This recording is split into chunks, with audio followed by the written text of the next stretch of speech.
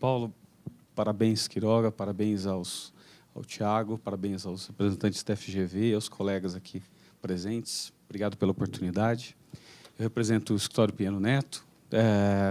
Eu acho que tem um exemplo claro da importância desse tema é justamente o que o Quiroga apontou de início, o fato de nós não termos nenhum negro aqui nesse grupo, que é um grupo que, dentro dos escritórios, é criado, forjado para discutir a questão da diversidade. Dentro desses grupos, certamente, nos escritórios, nós temos representantes da comunidade LGBTI, nós temos mulheres, nós temos, podemos ter um número de pessoas representando os deficientes, mas não temos negros ainda participando. Então, isso, para mim, já é um sinal número 0 da importância desse evento.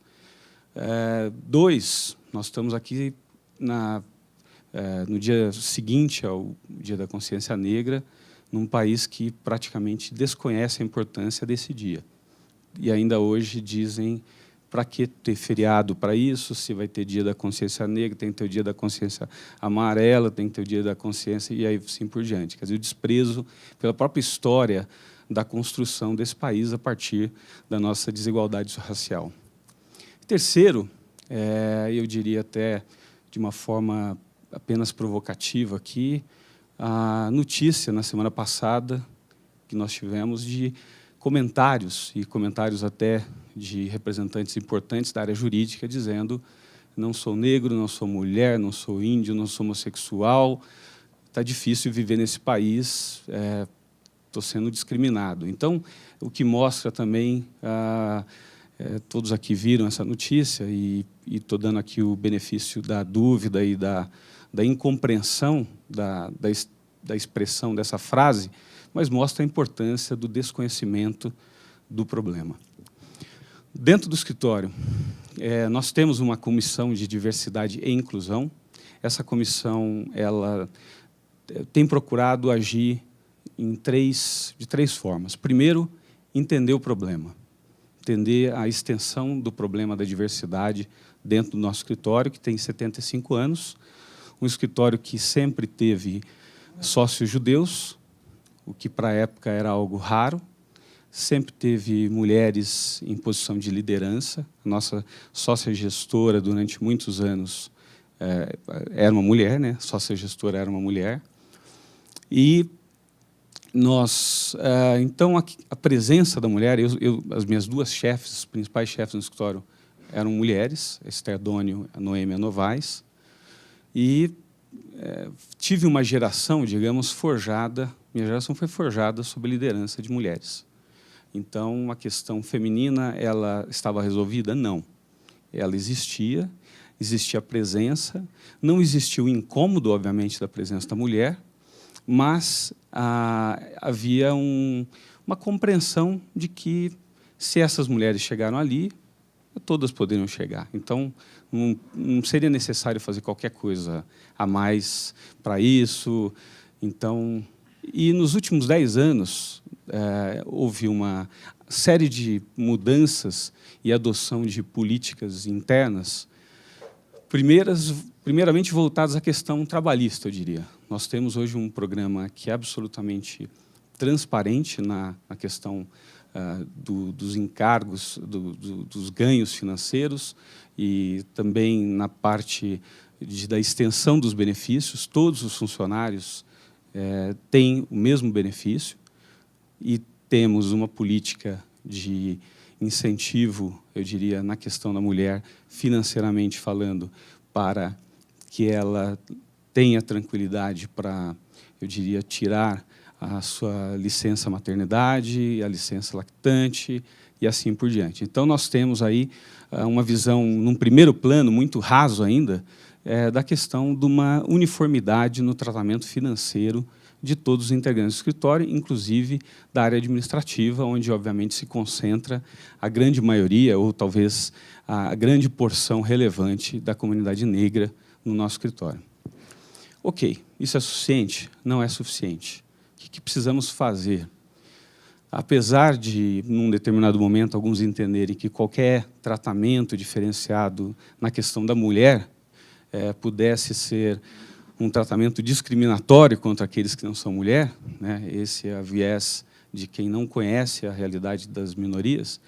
Isso foi superado. Eu acho que hoje nós temos que tratar, obviamente, da questão da linguagem, isso que o Queiroga mencionou, sobre termos clara e absoluta visão de que existem comportamentos que não é que são reprováveis, eles são inaceitáveis.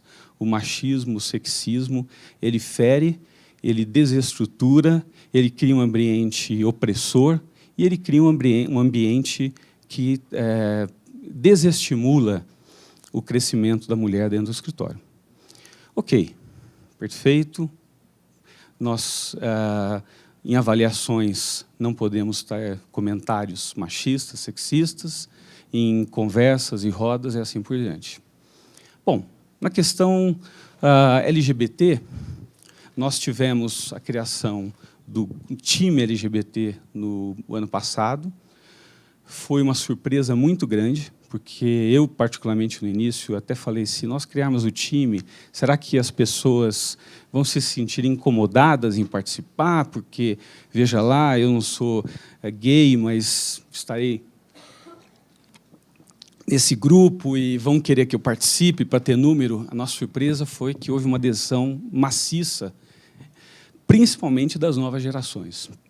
E isso foi depois replicado para os outros. Hoje nós temos 160 pessoas diretamente participando desse grupo. O que é participar? Desde acompanhar notícias sobre isso, até ir aos eventos sobre isso. Nós temos eventos trimestrais sobre esse tema para discutir questões do grupo, questões do escritório e outros temas relevantes. Nós temos uma proposta na questão LGBTI, que depois eu quero aqui estender para todos. Trouxe 3 propostas aqui para apresentar a todos.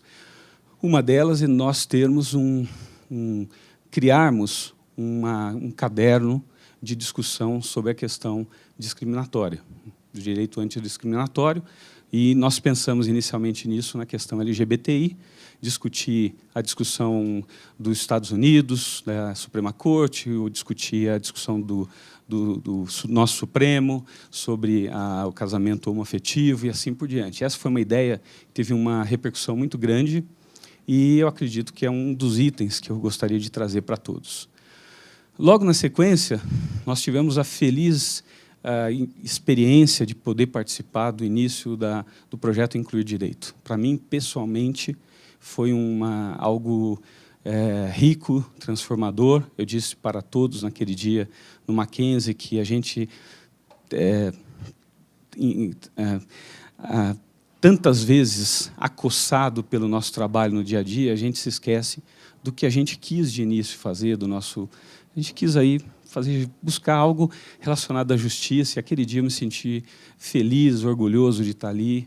E, naquele momento, nós tivemos aquela palestra belíssima do professor Adilson José Moreira, e eu disse a ele, olha, não conheci o seu trabalho, amanhã mesmo nós vamos conversar, liguei para ele, ele foi muito generoso, almoçou com a gente, falou, compramos todas as obras que ele indicou, e ele, na semana passada, na quinta-feira, fez uma palestra interna para o escritório.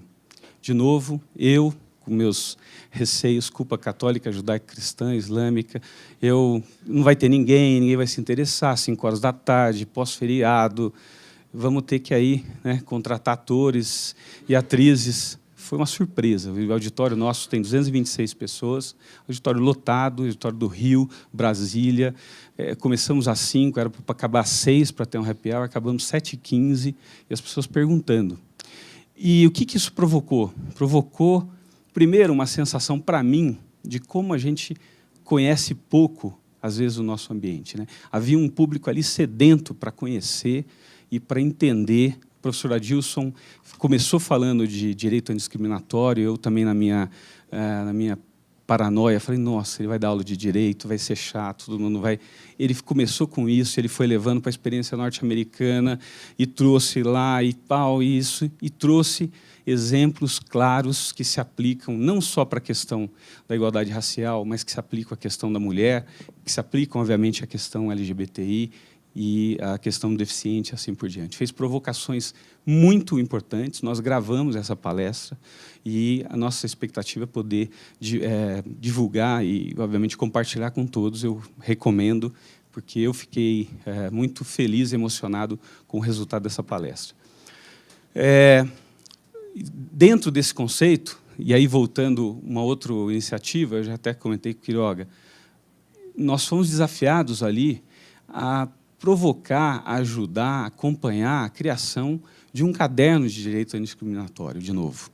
Então, aquela ideia que a gente havia pensado no campo LGBTI, de novo voltou para que eu acho que a gente poderia aqui trabalhar nesse processo novamente.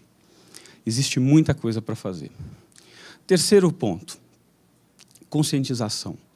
Nós temos aqui, eu estou vendo a Ana aqui, da Pluraliza. A Ana é uma ex-Pinheiro Neto, que eu digo que não existe ex-Pinheiro Neto, sempre Pinheiro Neto, está sempre no coração, pelo menos nosso. E a Ana, ela tem uma empresa voltada para a consultoria sobre diversidade. Conhecendo o escritório e as suas idiosincrasias, o Zé falou muito bem, né? Nós temos que tratar isso de acordo com o paciente. Então, quer dizer, nós procuramos alguém que conhecia a nossa estrutura para nos ajudar nisso. A Ana falou, vamos fazer um censo, vamos fazer uma pesquisa. Vamos fazer.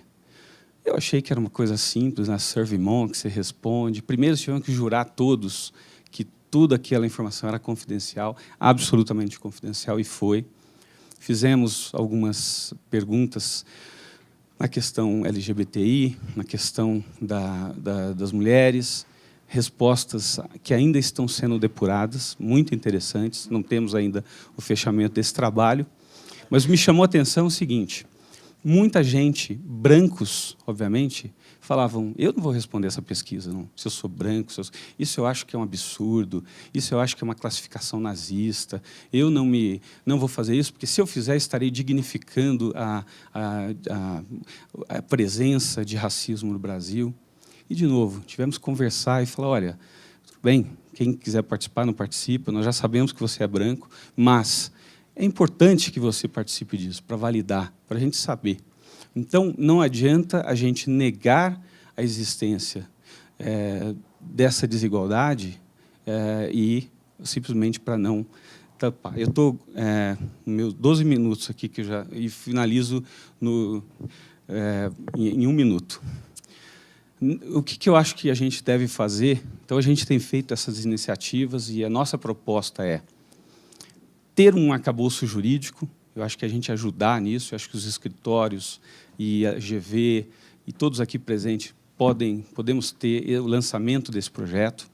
2, na linha do que o Paulo já falou, nós temos aí, a gente tem dentro do escritório essa ideia e queremos, e eu acho que também podemos fazer isso de forma conjunta, realizar eventos, palestras, filmes nacionais e internacionais para resgatar essa expressão. Eu recomendo aqui de plano, 2 filmes que para mim são espetaculares, 3, na verdade. Um documentário sobre a Maya Angelou, que está no Netflix, que ela fala que você esquece o que as pessoas falaram, mas não esquece como elas fizeram você se sentir, e fala da importância da palavra que você disse. Ela resgata um pouco a evolução nos Estados Unidos da importância de você retirar determinadas palavras do relacionamento e dar peso a outras palavras para que a palavra pudesse comunicar a tua visão de empatia com aquele que é diferente. 2, o documentário chamado Eu Não Sou Seu Negro, I'm Not Your Negro, que é espetacular. Eu conhecia muito pouco sobre aquele autor e fiquei... E o último é a 13ª emenda, que trata da continuidade da pressão sobre a escravidão nos Estados Unidos e como isso afetou a... E aí tem uma frase que liga ao que você falou, tem uma frase do Martin Luther King que ele fala, e só para não falar errado aqui, porque aí é crime lesa majestade, ele diz o seguinte, desculpa o atraso aqui, mas ele falou uma frase que... 2 frases foram perguntados a a diretora, por que ela fez esse documentário? Ela falou o seguinte: eu fiz porque nós precisamos fazer, o desafio é fazer com que as pessoas se importem. A partir do momento que elas se importam, que elas conhecem, aí sim nós conseguimos alguma mudança. Quando nós tratamos isso, eles, nós, vamos fazer caridade aqui ou não, e esquecemos quem está ali, o ser humano, igual a nós, a coisa não avança. E isso se aplica também aos nossos escritórios, e aplica a tudo. E o outro é a frase do Martin Luther King que eu queria falar, que ele fala: por anos ouvi a palavra espera, e ela soa muito comum aos nossos ouvidos, mas essa espera significa nunca. Uma justiça tão adiada é uma justiça negada. Como que nós provocamos isso dentro do escritório? Não há outra forma senão sermos radicais nessa proposta. Radicais com moderação, é possível, talvez, radicais de acordo com a nossa cultura, mas o primeiro foco é a contratação. Nesse ano, nós tivemos, pela primeira vez, uma contratação de estagiários que teve esse viés claro de buscarmos que o preconceito individual não se refletisse eventualmente nisso. Então, nós aplicamos dinâmicas. Então, mais de uma pessoa participou dessa dinâmica para fazer essa avaliação. 2, nós fizemos convênio com o SMART, que é um projeto muito interessante, que seleciona alunos na rede pública que já estão capacitados, e nós estamos agora também participando dos projetos do Incluir Direito. Eu acredito firmemente que, se a gente não tiver um olhar de provocação interna e de fazer algo diferente, a gente vai cair no lema do Einstein, que é falar: loucura é querer o resultado diferente fazendo as mesmas coisas. Obrigado.